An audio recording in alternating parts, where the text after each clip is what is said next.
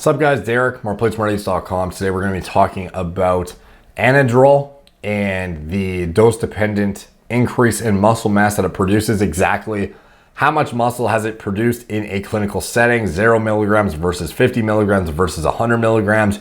You've often heard me talk about the idea of less is more and how I've also presented data showing graded dose response in relative to, exogenous anabolic administration. So it's like, on one side of the spectrum, the clinical data does show often that the more steroids are administered to a male, the more muscle they gain. But on top of that, you'll often see cases of severely diminished returns on higher dosages, as well as potentially even the opposite once you get to very high dosages, whereby the oxidative stress and the just overall, negative effect it has on the body's physiologic, health processes impede muscle growth to a point where the lower dosage actually is less is more. And in this case, it's hard to say exactly what the reason for this is, if this is just a result of the drug doesn't work that much better, or if it's a result of some, stress on the body that is inhibiting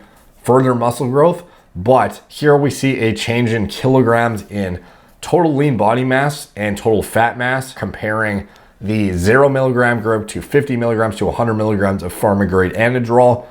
And you can see here, total weight in the placebo group dropped by 0.2 pounds. In the 50 milligram Anadrol group, gained 0.9 kilograms.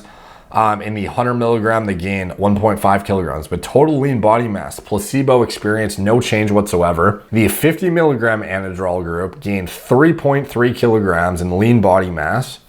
And the 100 milligram Anadrol group gained 4.2 kilograms muscle of lean body mass. And when it comes to fat loss, the placebo group expectedly lost nothing, but the 50 milligram Anadrol group actually lost just as much body fat as the 100 milligram group. It actually lost 0.1 kilograms more than the 100 milligram group. So looking at lean body mass, this is mainly what we're concerned with here. So we see 3.3 kilograms. So this is over the span of 12 weeks here that we were looking at for the 50 milligram versus the 100 milligram group. So here we have 12 weeks where somebody is gaining 3.3 kilograms in lean body mass and another is gaining 4.2 kilograms for 3-month exposure to twice the amount of drug.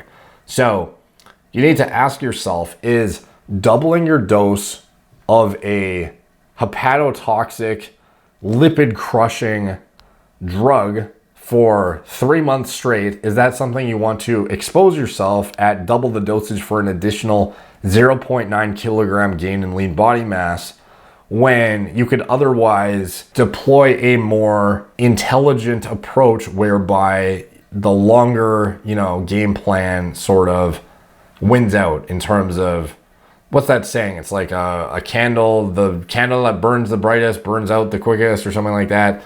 So it's like this guy, if you use 100 milligrams, you're using twice the drug total to yield an additional 0.9 kilogram gain with no additional fat loss on top of it.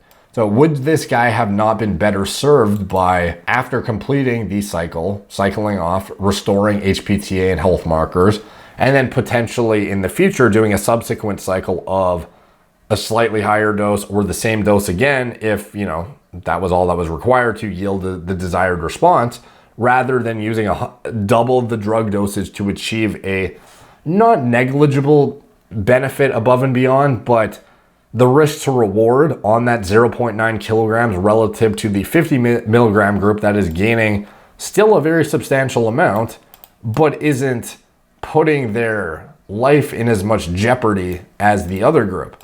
That is a question you would need to ask yourself as a bodybuilder, as somebody who is exploring bodybuilding pharmacology for your own personal endeavors. This is something that is a question that you need to ask yourself. Is less more in terms of the long game? This is a long game after all in terms of muscle accrual. It's not an overnight thing. This is something you want to remain healthy for years, not for a handful of years, but for decades if you're going to be using this stuff long term, because you are probably eventually going to be on some sort of hormone replacement therapy long term too. So if you're always going to be on exogenous anabolics and you are trying to minimize the deleterious effects to your health, as well as maximize the short-term returns, but as well as be mindful of the potential for an overall greater amount of long-term muscle accrual with a relative lack of side effects should you take the less is more approach, what is the ideal maneuver here? So obviously that's up for interpretation, but I just want to present this data to you and you can take from that what you will. And in this study, it is another one of those cases that reinforces the not less is more necessarily, but what is, I think, on paper, a very glaring example of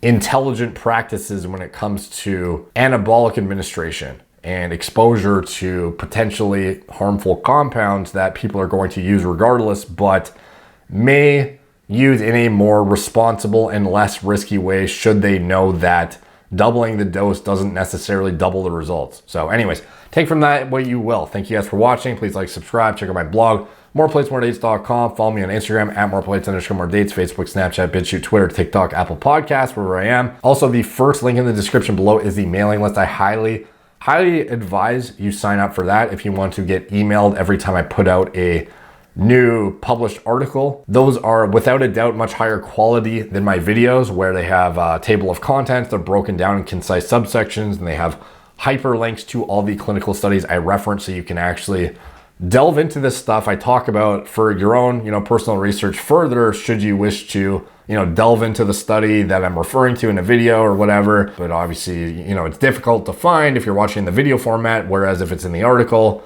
you can literally click on it yourself and go look at the study. So anyways, that is a lot of incentive to sign up for that, because you're not going to get sent those articles if you're not signed up. So thank you guys for watching. Talk to you soon.